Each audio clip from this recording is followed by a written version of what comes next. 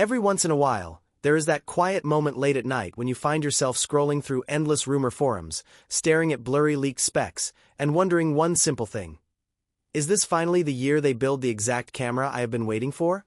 Right now, for thousands of photographers and filmmakers around the world, that exact question has a very specific name.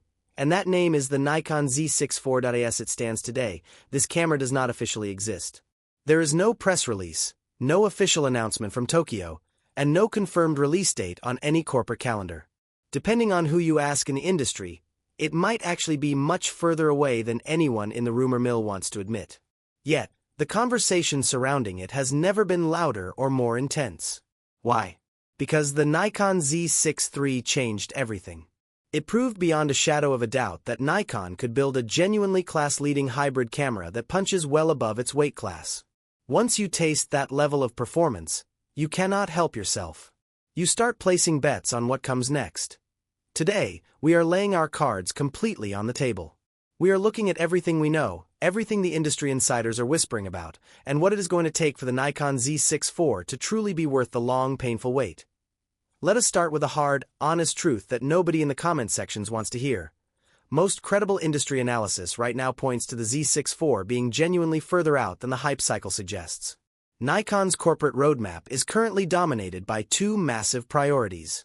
First, there is the long-awaited and heavily anticipated Nikon Z9 II. Second, there is the continued aggressive development around the Nikon ZR, their groundbreaking red-powered cinema camera ecosystem. Industry watchers tracking Nikon's historical release cadence suggest that the Z6 IV might not actually surface until late 2027, with some conservative analysts even pointing toward early 2028. That is not the answer anyone scrolling through gear forums wants to read, but it is the honest one, and it actually tells us something vital about how Nikon operates today. They are not rushing this release. Instead, they are choosing to let the underlying technology mature completely. So, what does that maturity actually look like? The most consistent thread across high-level technical speculation points to a brand new sensor sitting comfortably in the 30 to 33 megapixel range. This sensor would naturally build upon the partially stacked architecture that the Z6 III bravely pioneered as the world's first camera with that specific design. Rather than blindly chasing massive megapixel counts purely for marketing headlines, the strong expectation is that Nikon will use those extra pixels to directly solve one of the most common criticisms leveled at the Z6 III. Landscape and commercial photographers have long wanted a bit more cropping flexibility without ever sacrificing the incredible speed advantage that defines the series.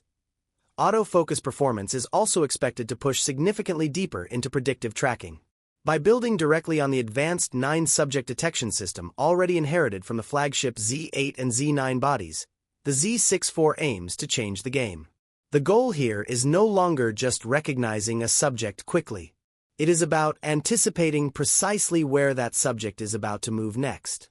That capability is particularly invaluable for wildlife and fast-paced action sports shooters who have quickly come to expect flagship-level tracking performance in a more accessible mid-tier body. When you pivot to video, genuine excitement is currently brewing around Nikon's broader RED integration strategy. With REDCODE RAW already proven and loved on the ZR and the Z6 III, current speculation strongly suggests that the Z6 IV could push toward expanded internal recording options. We are talking about potentially deeper 6K capabilities or meaningfully improved high frame rate 4K performance. This continues Nikon's crystal-clear strategy of successfully blending high-end, cinema-grade color science straight into their mainstream hybrid lineup. Quieter, less glamorous improvements are expected to arrive under the hood as well. We are looking at much better thermal management for extended high-resolution video recording, smarter battery efficiency to cope with the heavy power demands of that brilliant electronic viewfinder, and general operational responsiveness refinements. These are the kinds of changes that never make flashy headline banners, but they absolutely make a massive, tangible difference on a grueling 12-hour shoot day. To understand why the eventual arrival of the Z6 IV matters so much, you have to look at the battlefield it is stepping into.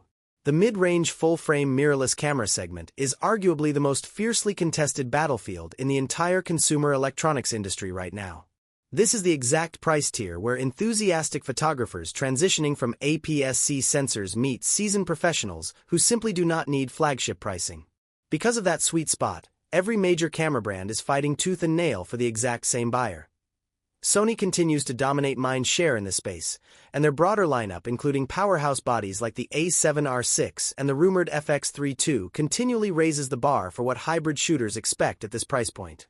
Canon's mid-range R-series bodies remain a constant, stubborn pressure point, particularly for commercial shooters who value color science consistency above everything else. However, the most fascinating and complex pressure on the Z6 IV might actually come from inside Nikon's own corporate family. The Nikon Z8 has already definitively proven that RED-powered cinema color science does not need to live exclusively inside expensive, dedicated video bodies. That create a massive opportunity, but it also creates a genuine challenge. If the Z6 IV inherits too much of the Z8's powerhouse video DNA, Nikon risks dangerously blurring the line between two distinct products that are supposed to serve different audiences. On the other hand, if it inherits too little, hybrid shooters who want both top-tier stills and exceptional video in a single portable body might simply bypass it and invest in the Z8 ecosystem instead. There is also the rumored Z7 III hanging heavily over this entire conversation. It represents yet another long-rumored, unconfirmed camera competing for the exact same engineering resources and the exact same calendar real estate. Nikon has to walk a very careful tightrope to ensure that whichever camera hits the market first does not accidentally cannibalize the sales of the other. The ultimate bet, then, is not really about finding a specific circle date on a calendar. It is a calculated bet that Nikon's patience will pay off in the end.